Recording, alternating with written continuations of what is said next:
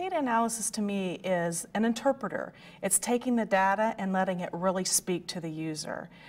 Just like a story, you begin with just small things in a simple scenario, for example, just sorting your data. But then you really get into the novel and the characters developed and the story develops, and you really see what's going on with your company through the eyes of your data.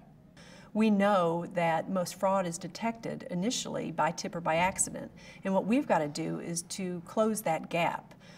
If we can analyze the transaction closer to the date that it actually occurred, the more likely we are to detect the fraud.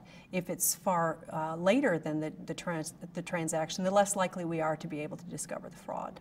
The reason that you want to use data analysis is just the overwhelming information that you can have before you even walk in to talk to the person that is the suspect.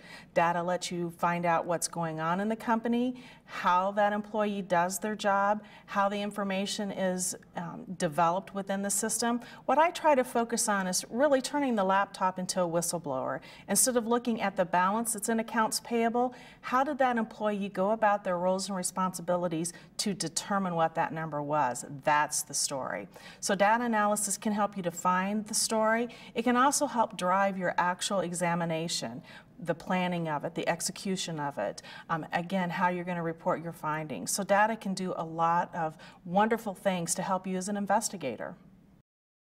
Say, for example, that you're interested in refund checks and you know that your system is set up for 3 unique individuals to process that refund. My life as an investigator is set on expectations. So if I would test for that data, I would expect to see 3 unique users.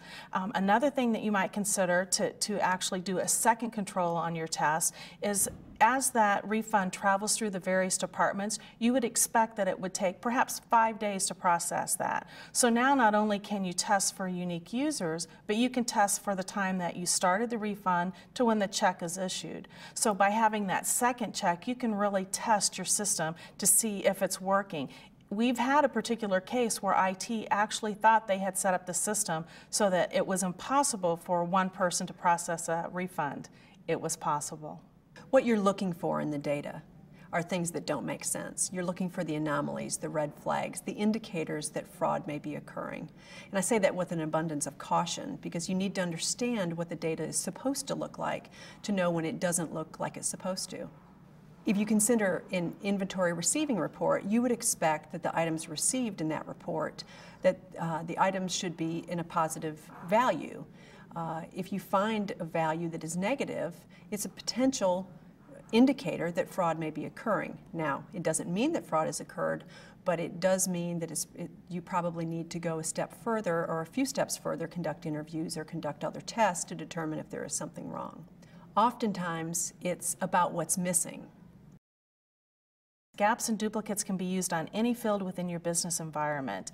If you're expecting that you have transactions that are actually generated sequentially, then obviously you would want to test for gaps and then understand why there is the gap. Maybe there's a perfectly logical reason, maybe there's not. Check numbers, for example, invoice numbers issued.